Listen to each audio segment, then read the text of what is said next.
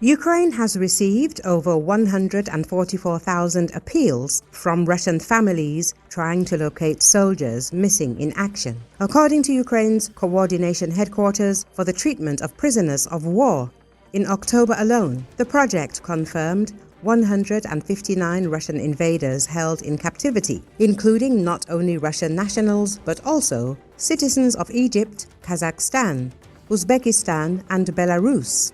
Euromaidan Press media outlet says this comes amid continued high-cost Russian offensives in eastern Ukraine, particularly aimed at capturing the rest of Donetsk Oblast. According to the coordination headquarters, every day hundreds of families from Russia contact Ukraine's Want to Find project, pleading for help in discovering the fate of relatives lost during the full-scale invasion.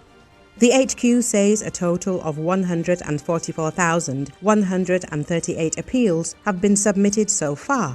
That number only reflects those who reached out. Ukrainian officials say the actual count of missing invaders is far higher. Since Russia continues to ignore the growing list of soldiers reported missing in Ukraine, relatives are increasingly bypassing their own government to seek answers directly from Ukrainian channels. The headquarters stated, not all families contact the Ukrainian project. The coordination headquarters said, noting the real number of unaccounted for Russian troops likely exceeds the official appeal count. In October alone, 9,243 new requests were submitted, about 300 per day. Relatives use the project's tools to confirm whether someone is dead or in captivity.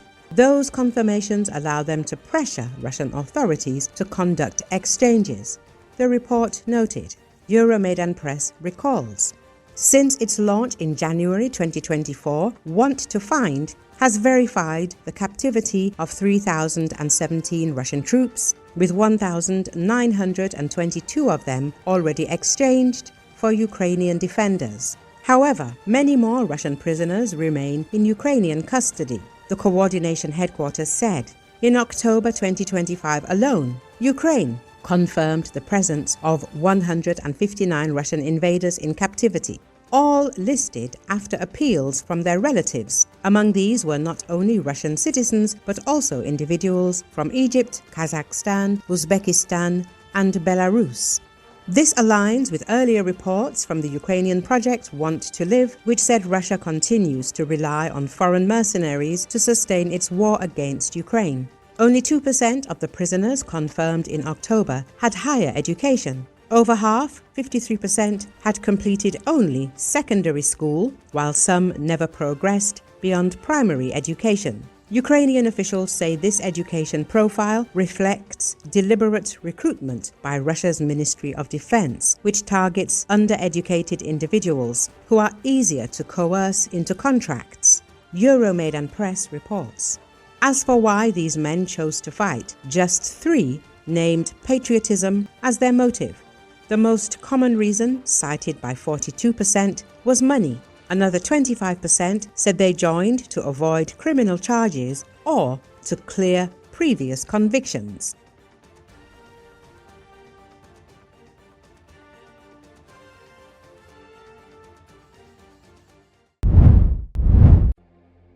California voters approved new congressional district boundaries Tuesday, delivering a victory for Democrats in the state-by-state redistricting battle that will help determine which party wins control of the U.S. House in 2026 and, with it, the power to thwart or advance President Donald Trump's agenda.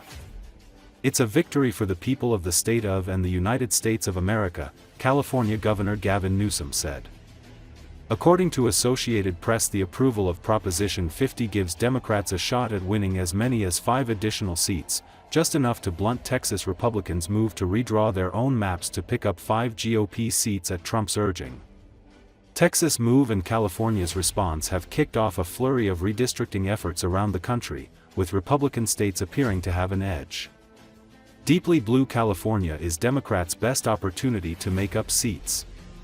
Midterm elections typically punish the party in the White House, and Trump is fighting to maintain his party's slim House majority.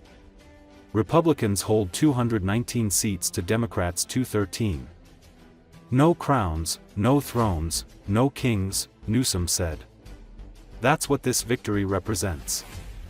Tuesday's results mark a political victory for Democratic Governor Gavin Newsom, who cast the measure as an essential tool to fight back against Trump and protect American democracy. He promised to make us wealthier. We're sicker and poorer. And he fundamentally understands that. Why else would he call Greg Abbott saying he's entitled to 5 seats? Why else is he trying to rig the midterm elections before one single vote is even cast? He understands his position at this moment in the United States of America. One thing he never counted on, though, was the state of California. Instead of agonizing over the state of our nation, we organized in an unprecedented way in a 90-day sprint. People from all over the United States of America contributed their voices and their support for this initiative. We stood tall and we stood firm in response to Donald Trump's recklessness. And tonight, after poking the bear, this bear roared with an unprecedented turnout in a special election with an extraordinary result. None of us, however, are naive. This is a pattern. This is a practice.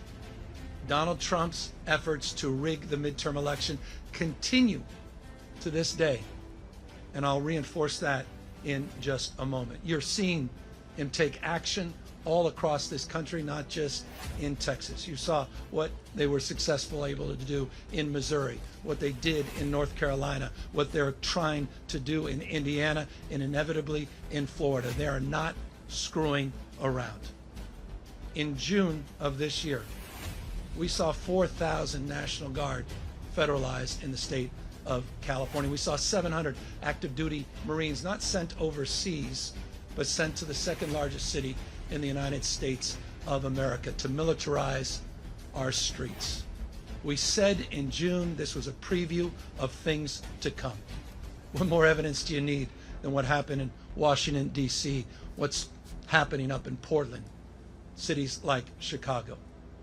When we kicked off this campaign just 90 or so days ago in Little Tokyo, in Southern California, in LA at the Democracy Center, Donald Trump sent Greg Bovino.